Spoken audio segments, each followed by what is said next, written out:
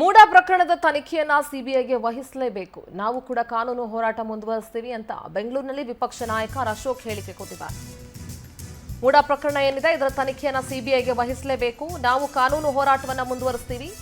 CBI ತನಿಖೆ ಬೇಡ ಅಂತ ಹೈಕೋರ್ಟ್ ತೀರ್ಪು ಕೊಟ್ಟಿದೆ. ಈಗಾಗಲೇ ಲೋಕಾಯುಕ್ತ ಇಡಿ ತನಿಖೆ ನಡೆಸುತ್ತಿದೆ. ಕಾನೂನಿನ ಮೇಲೆ ನಂಬಿಕೆ ಇದೆ, ಗೌರವ ಕೊಡ್ತೀವಿ. ಕಾನೂನು ಪ್ರಕಾರ ಹೋರಾಟ ಮಾಡೋದಕ್ಕೆ ನಾವು ಸಿದ್ಧವಾಗಿದ್ದೀವಿ ಅಂತ ಬೆಂಗಳೂರಿನಲ್ಲಿ ವಿಪಕ್ಷ ನಾಯಕ ಅಶೋಕ್ ಹೇಳಿಕೆ ಕೊಟ್ಟಿದ್ದಾರೆ.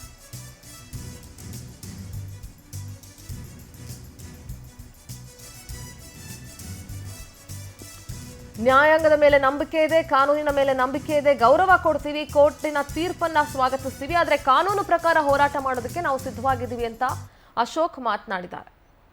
ಸದ್ಯಕ್ಕೆ ಅದು ಮುಂದೆ ಏನು ತನಿಖೆ ನಡೀಬೇಕು ಅದು ತನಿಖೆ ನಡೆಯುತ್ತೆ. ಅದೇ ರೀತಿ ಸಿದ್ದರಾಮಯ್ಯನವ್ರದ್ದು ಕೂಡ 14 ಸೈಟ್ ಹಗರಣ ಏನಿತ್ತು ಮತ್ತು ಬಿಜೆಪಿ ಏನು ಆಪಾದನೆಯನ್ನ ಮಾಡಿತ್ತು, ಇದು 14 ಸೈಟ್ ಅಲ್ಲ, ಸುಮಾರು 100,000ಕ್ಕೂ ಹೆಚ್ಚು ಸೈಟ್ಗಳು ಅಕ್ರಮ ಆಗಿದೆ ಅಂತೇಳಿ ಸಿಬಿಐ ತನಿಖೆ ಕೊಡಬೇಕು ಅಂತ ಒಬ್ಬ ಆಕ್ಟಿವಿಸ್ಟ್ ಹೋರಾಟ ಮಾಡ್ತಾ ಇದ್ರು. ಇವತ್ತು ಅದಕ್ಕೆ ಡಿಸ್ಮಿಸ್ ಮಾಡಿದ್ದಾರೆ, ಆ ಅರ್ಜಿಯನ್ನ ಡಿಸ್ಮಿಸ್ ಮಾಡಿದ್ದಾರೆ. ಅದು ಈಗಾಗಲೇ ಏನು ಎನ್ಕ್ವೈರಿ ನಡೀತಾ ಇದೆ, ಲೋಕಾಯುಕ್ತ ಎನ್ಕ್ವೈರಿ ನಡೀತಾ ಇದೆ. ಲೋಕಾಯುಕ್ತ ಇರ್ಬೋದು, ಇಡಿ ಇರ್ಬೋದು.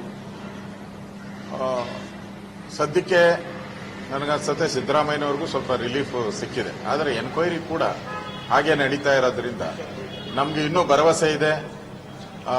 ಮೂಡಾ ಕೇಸಲ್ಲಿ ರಾಜ್ಯದ ಜನತೆಯ ದುಡ್ಡು ಲೂಟಿ ಏನಾಗಿದೆ, ಆ ಲೂಟಿ ಆಗಿರುವಂತ ದುಡ್ಡು ಮತ್ತೆ ಸರ್ಕಾರದ ಖಜಾನೆಗೆ ಬರುತ್ತೆ ಅನ್ನೋ ವಿಶ್ವಾಸ ನಮ್ಮೆಲ್ಲ